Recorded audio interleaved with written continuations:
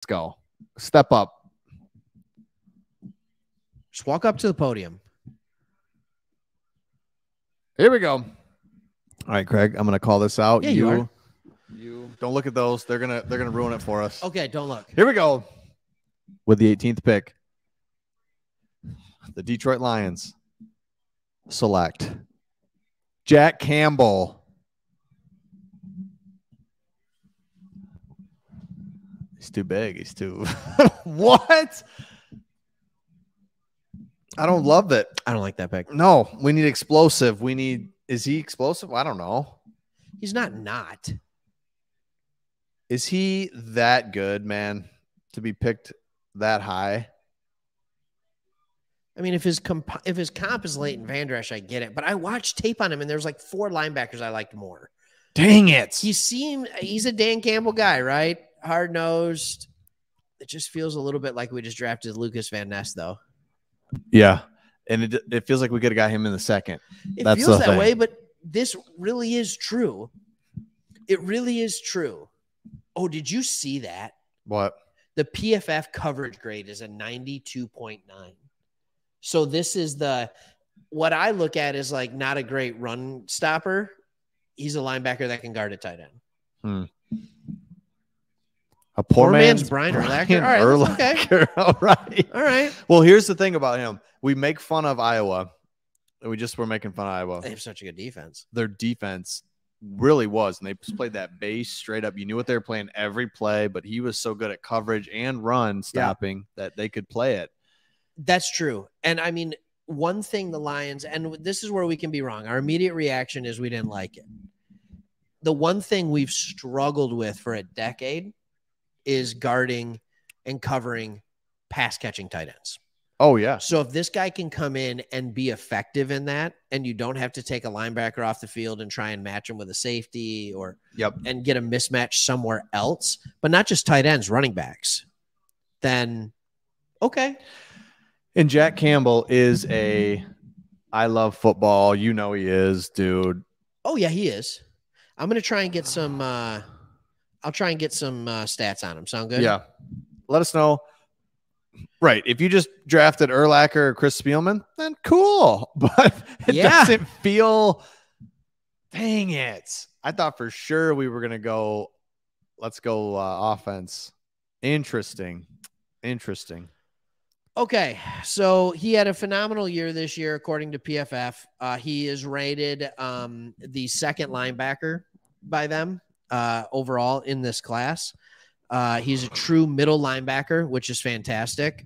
Will Levis, every time I look at him, I kind of want to punch him in the face. Yep.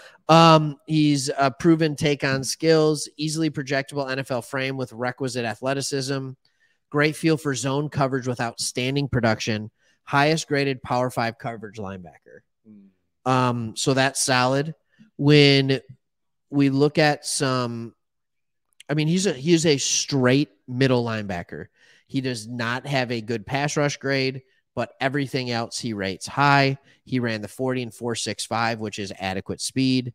All of his testing was good to great. All of his testing was good to great. Yeah. All of his testing was above the 80th percentile in almost everything. So, like, don't let the frame fool you. I said he looked weird out there, but sometimes you can look weird and be really good.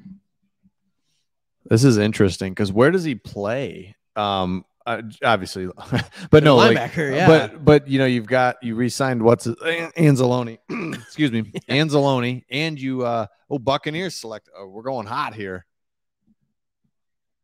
Kalijah Cansey. One pick after. Kalijah Cansey goes one pick after the. Oh, he was not Detroit happy Lions. that lady bumped into him. Oh, she's fainting. Oh my goodness, there's They're a lot fighting. going on. No, they're excited. They're not fighting. There's people fighting.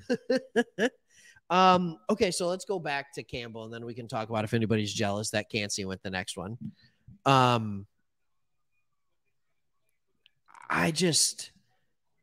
When you say where's he going to play, here's what I thought about Malcolm Rodriguez. Yeah. I'm just going to be honest. Yep. Great player, sees the field well, right? Sees the field well. undersized a little bit. Yep. Right. Struggled with injuries year one. Actually had a much higher missed tackle rate than I think any of us thought. Okay. Is he the answer? Are you happy with just having him be your middle linebacker? Right. For the next 5 to 10 years. Right. And so I think when you get a guy like this, it's like, okay, this is good. He can, Anzalone was better when he could just go downhill and attack the run.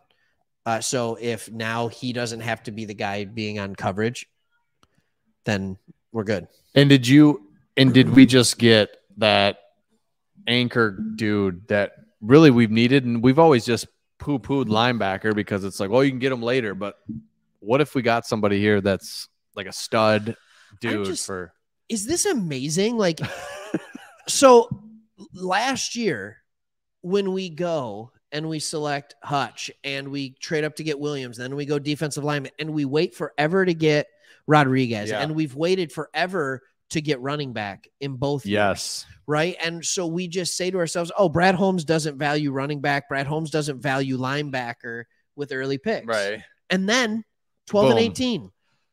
I'm going to tell you right now, though. The grades last year were phenomenal for the Lions draft. They will not be good this year. No, optics don't look great here. They just don't, because